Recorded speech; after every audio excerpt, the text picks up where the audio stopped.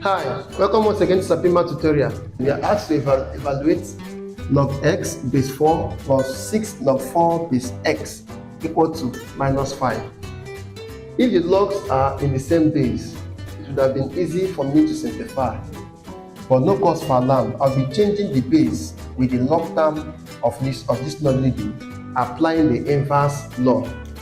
If I have 2, the inverse of 2 is same thing as 1 over 2. So when I have logarithm of any number, the inverse of this logarithm is 1 over log 2. As soon as I have applied the inverse of this logarithm, the base will interchange with the term of this logarithm.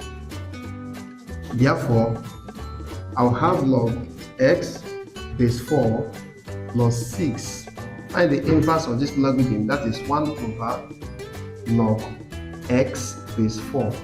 The 4 here has become the base because of the inverse we applied. So this 6 is multiplying the numerator here, equal to minus 5. Alright, remember that this 6 multiplies everything here. So I'll have log x base 4 plus 6 times 1 gives me 6 over log x base 4 equal to minus 5. Then at this point, I have an equation. One of the terms of the equation is a fraction. So to reduce everything from being a fraction, I will use the LCM of the equation to multiply every term of this equation. Remember, denominator here is 1, denominator here is 1. Therefore, the LCM of 1 log x base 4 and 1 is log x base 4. So I'll bring it outside as my LCM. Then put everything inside brackets, plus 6 over log x base 4 equal to minus 5 over 1. Use log x base 4 to multiply in. If log x base 4 multiplies log x base 4, I'll have log x base 4 raised to power 2. This log x base 4 will cancel out this log x base 4 here. I will have 6 remaining. I'll bring it down, equal to log x base 4 multiplying negative 5 to give me minus 5 log x base 4. So we have a quadratic equation here because this term is in power of 2. And anytime you have an equation that has a power of 2 present, then it is an equation, a quadratic equation. Therefore, I will look for a variable I will use to substitute log x base 4 everywhere and replace it. So let us choose p. Let p be equal to log x base 4. That means anywhere I see log x base 4, I'll put p there. I'll start with this. So I'll have p squared plus 6 equal to minus 5 because I have log x base 4 here. This 5 can come inside so that I will have a typical quadratic equation equals 0. Alright, so I'll have to factorize here. I have 6 as my product and 5 as my sum. Product equal to 6.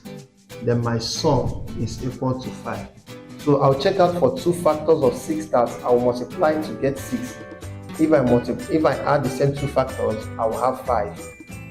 The 2 numbers are 2 and 3. 2 times 3 will give me 6.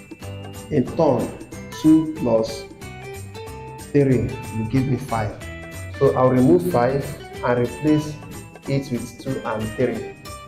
That means I'll have p squared plus 2p plus 3p plus 6 equals 0. If you observe, 2p plus 3p will give me 5p. So this 5p has been replaced by 2p plus 3p. Then we group it and factor out the common factors.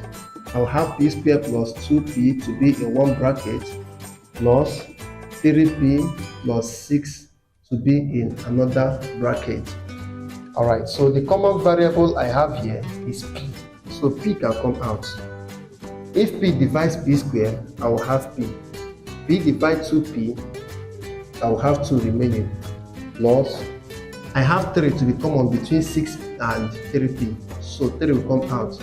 3 divides 3p will give me p, plus 3 divides 6 will give me 2. Whenever you are solving quadratic equation and you are factorizing, take note that these two brackets must be the same thing. At this point, we group. I'll have p plus 3 in one bracket, that is this one here, and then p plus 2 to be equal to 0. Then we can equate both of them separately to 0. That means I'll have p plus 3 to be equal to 0 and p plus 2 to be equal to 0. Making p subject formula here gives me p to be equal to minus 3. Then making p subject formula here will give me p to be equal to minus 2. Therefore, my p is minus 3 or minus 2. We have actually gotten p to be equal to minus 3 or 2. But we have not gotten x. What we are looking for is x. So we quickly substitute the value of p into this equation and get the value of x. So we say when my p is minus 3,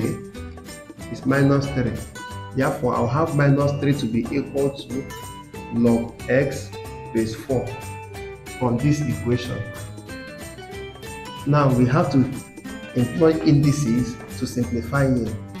This 4, which is my base, will carry minus 3 as power equal to the term of the logarithm x.